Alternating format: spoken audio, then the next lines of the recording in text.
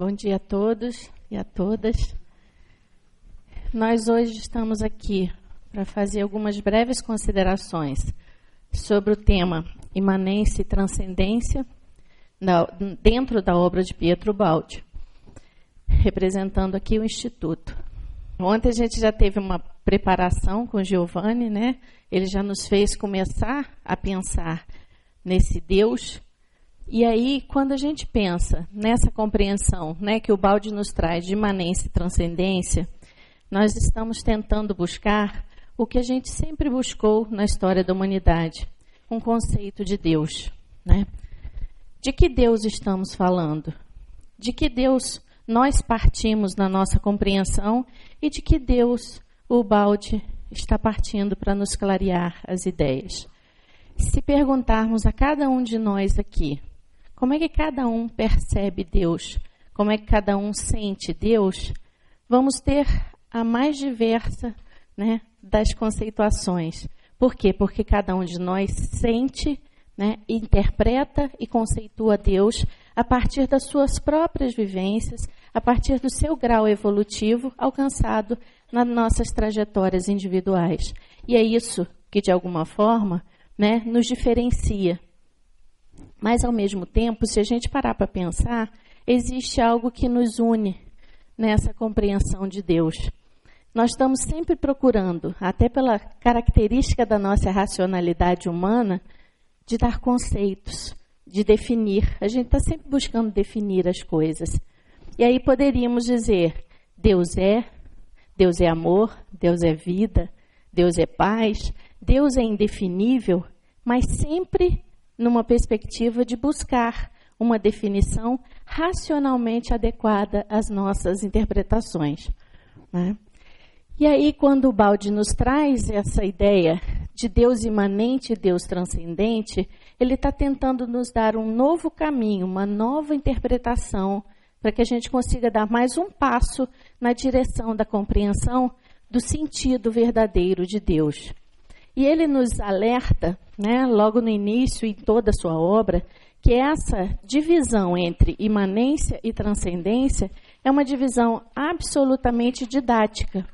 É para nos mostrar, né, de alguma forma, com mais profundidade, e para que a gente realmente possa compreender um pouco mais essa perspectiva. E aí, logo no início, no Deus e Universo, e na grande síntese, ele nos apresenta, Deus é a criação. Afirmou a sua voz em grande síntese e em Deus e Universo, né?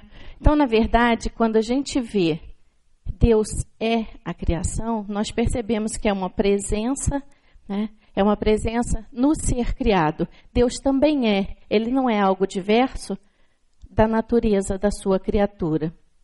E aí, só para a gente começar a trazer para a nossa forma mental, né, para a nossa racionalidade, um conceito de Deus, na grande síntese, o Baldi já nos conclama a uma questão. Ele nos diz, atentai mais aos conceitos que às palavras. Como do politeísmo, passasteis ao monoteísmo, isto é, a fé num só Deus. Agora, passais ao monismo. Então, aqui ele já mostra muito claramente que na trajetória da humanidade, nós já tivemos uma forma de interpretar e conceituar Deus dentro de uma visão, né, de vários deuses. Nós não conseguíamos, através da nossa possibilidade evolutiva na pré-história da humanidade e até um certo momento, compreender que todos os valores do universo estavam presentes numa só divindade. Depois de um tempo, e principalmente a partir da vinda do Cristo, né, depois de Moisés, e principalmente a partir da presença do Cristo na nossa humanidade, nós pudemos então começar a perceber um Deus único, né? A percepção num só Deus, contendo todos aqueles valores, todas aquelas noções que nós havíamos construído até então. E agora vem o Pietro Baldi e nos diz, existe mais um passo a ser dado. Nós estamos prontos, nós estamos maduros para compreender um pouco mais dessa divindade, para compreender um pouco mais do que é isso, esse Deus que ele nos apresenta. E nos traz, então, a ideia do monismo, né? Do Deus é a criação, do Deus é tudo, o Deus em todas as coisas. Antes de pensarmos, então, nessa perspectiva do Deus é a criação, ele, em Deus e o Universo, nos faz um alerta. Isso também foi colocado rapidamente ontem. Vamos aqui somente reforçar essa ideia de que, antes de criar, Deus era o uno todo, que ainda tudo devia tirar de si. Não havia ainda criação, não nascera nem o sistema, nem o antissistema. Isto é, não havia dualismo de aspectos, mas somente o uno. Então, ele nos faz pensar nesse conceito de Deus, ou nesse sentido novo de Deus, nos chamando a atenção de que Deus é a criação, sim, mas ele é algo para além dessa criação. Ele é o todo uno. Antes de pensar em criar, antes de estar naquele momento do verbo, do puro pensamento, do Pai, ele é, antes de do tempo, do espaço, de qualquer percepção que a gente possa trazer para nós agora. Então, não havia criação, não nascera nem sistema e antissistema, mas Deus era, ainda assim, o uno todo. Então, é essa potência. E aí a gente vai ver o que isso nos mostra, né? Que antes do princípio havia Deus. De que princípio? Daquela criação primeira, da criação, né, pura, de espíritos puros. Havia um Deus o quê? Um Deus transcendente, um Deus potência absoluta e somente o uno. Então, essa primeira compreensão tem que ficar muito clara dentro de nós. Existe um Deus que é pura potência, é potência absoluta, é transcendente, está muito além desse momento da criação, que foi o que nos trouxe até esse momento. Se tomarmos o Evangelho, né, João 1, de 1 a 3, João viu essa criação sem a queda espiritual quando disse: no princípio era o Verbo, e o Verbo estava com Deus, e o Verbo era Deus. Ele estava no princípio com Deus. Todas as coisas foram feitas por intermédio dele, e sem ele, nada do que foi feito se fez. Então, ele viu essa primeira criação sem a queda, quando ele diz que o verbo, o puro pensamento, aquele primeiro momento que nós chamamos da criação, né, do sistema, ele viu como sendo o quê? O verbo era Deus. Então, quem, né, em algum momento, se constituiu em Pai, foi o mesmo Deus transcendente. Num outro momento, numa outra expressão de divindade. E aí, para efeito didático, vamos repetir Deus e o universo.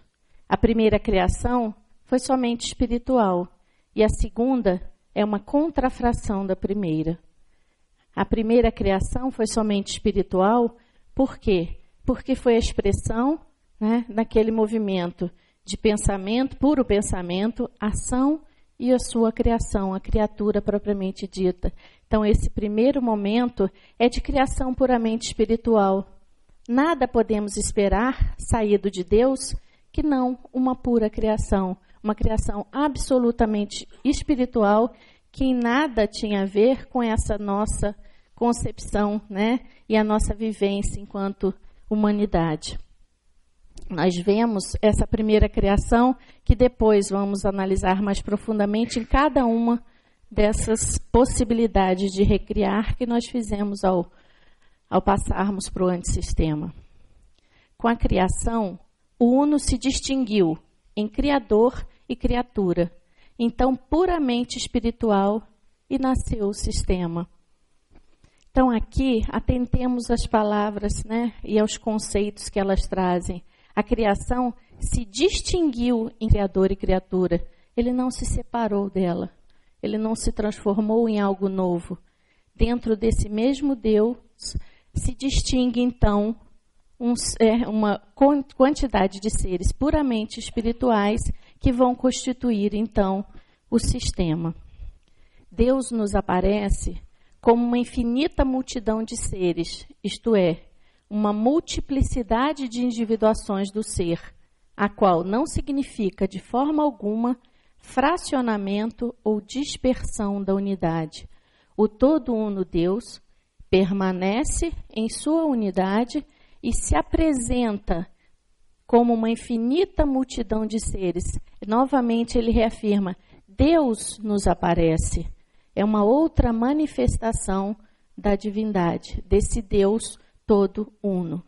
Então, de alguma forma, ele não disse, foi criado o sistema e ele está fora desse Deus, nessa compreensão como uno, como unidade, como potência de vida.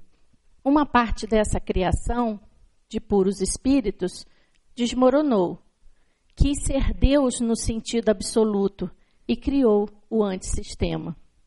Uma parte desses seres que eram dotados de todos os valores impressos nesse sistema, dentre elas a liberdade e o altruísmo, eles exacerbaram nesse altruísmo, de alguma forma, se negaram à adesão espontânea que era esperada desse ser criado à organicidade do sistema. E nós, está lá no livro do Baldi, quando ele diz que nós respondemos ao chamado de Deus para essa participação nessa organicidade, nessa unidade, respondendo, não, Deus, eu sou maior que tu. E com essa resposta, nós acabamos por construir e criar uma contrafração daquela primeira criação. Foi aquela, a queda qualitativa, a queda espiritual, a perda ou o obscurecimento desses valores que estão presentes na nossa consciência. Sistema e antissistema, podemos dizer didaticamente também. A queda foi qualitativa. O sistema contém o antissistema, como o mal está contido no bem. A involução está contida na evolução. Então, se a queda foi qualitativa, nós continuamos no sistema. Nós estamos dentro dele, como um câncer, como aquelas células rebeldes que não querem, em princípio e por valores, se manterem orgânicos a essa lógica.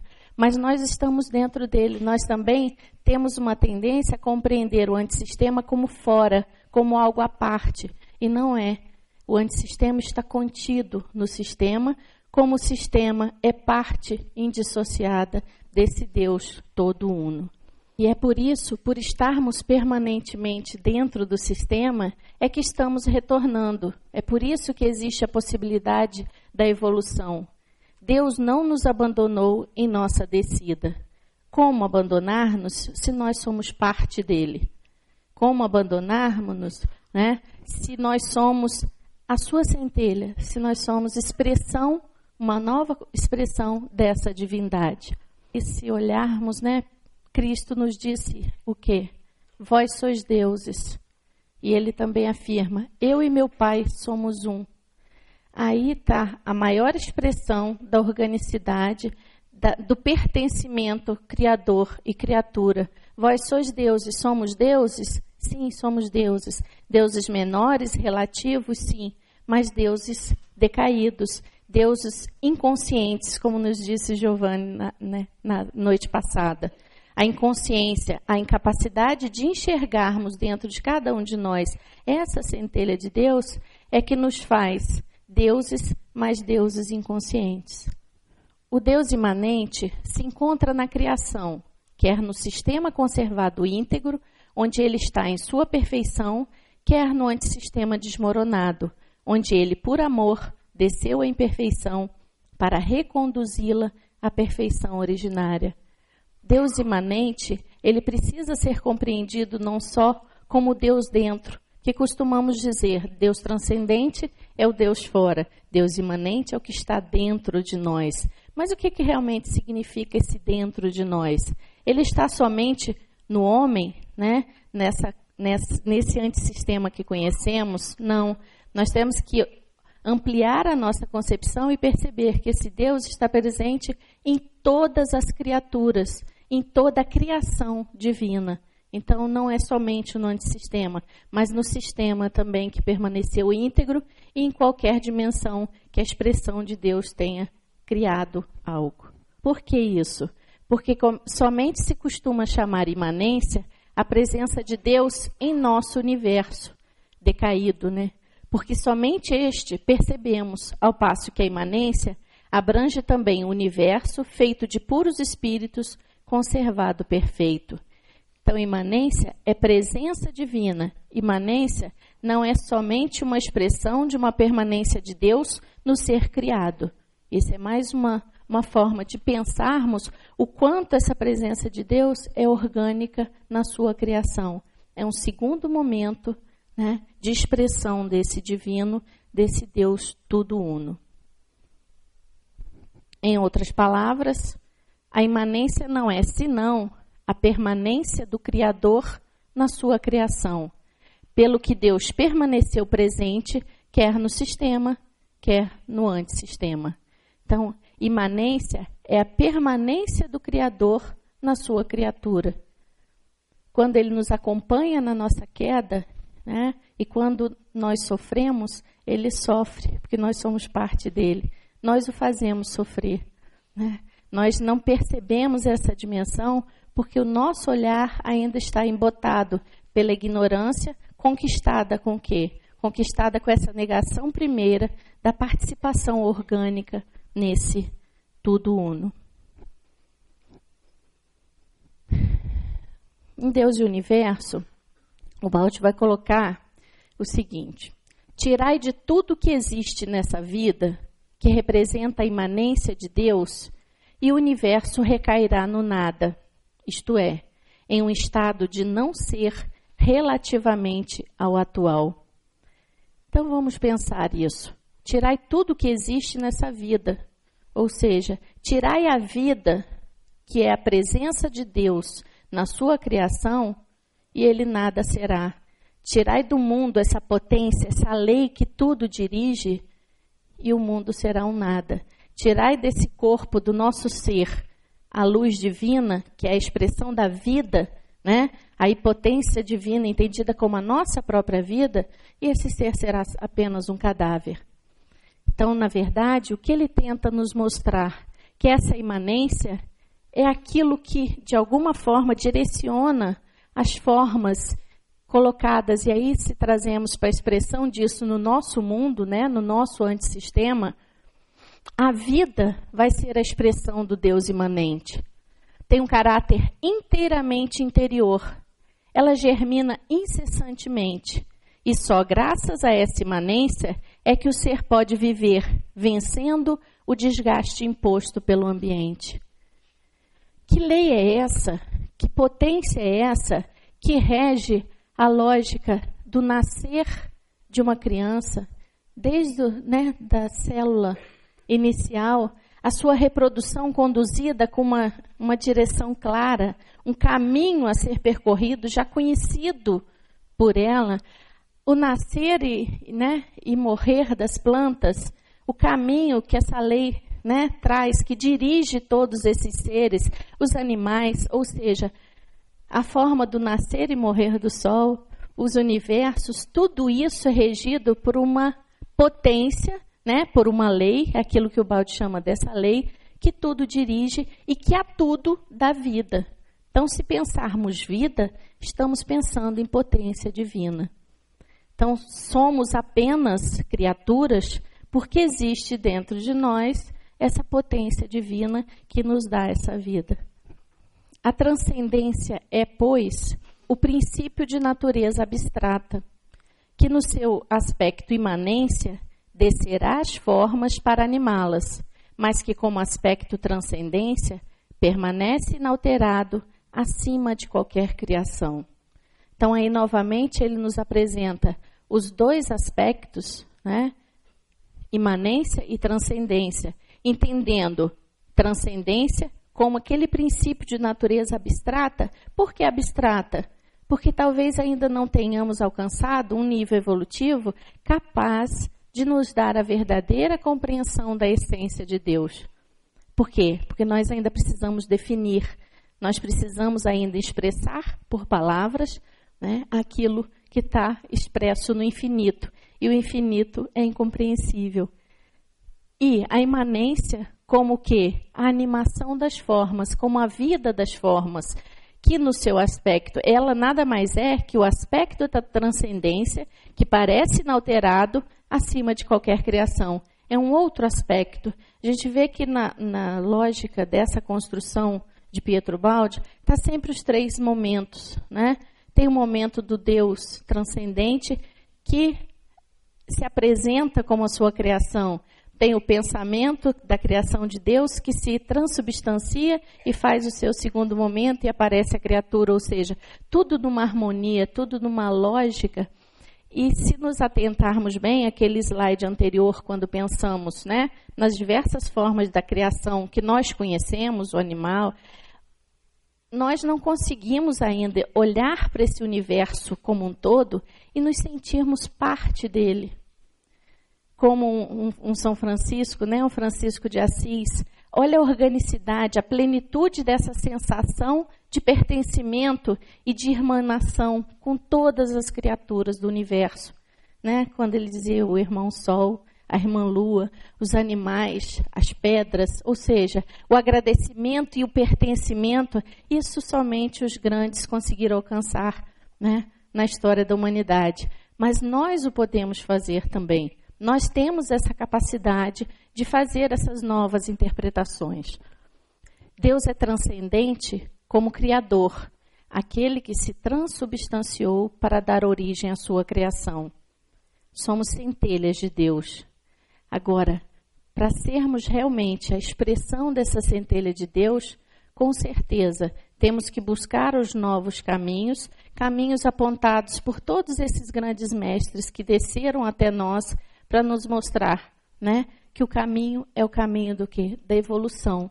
Cada um de nós tem que retomar essa sua unidade com o Criador para que possamos realmente estar buscando e conseguindo enxergar, destapando, desvendando os nossos olhos para que nos percebamos realmente como centelhas de Deus, mas não como naquele primeiro momento, onde eu quis ser igual, mas respeitando as nossas diferenças, saber em que momento e em que plenitude eu posso me inserir.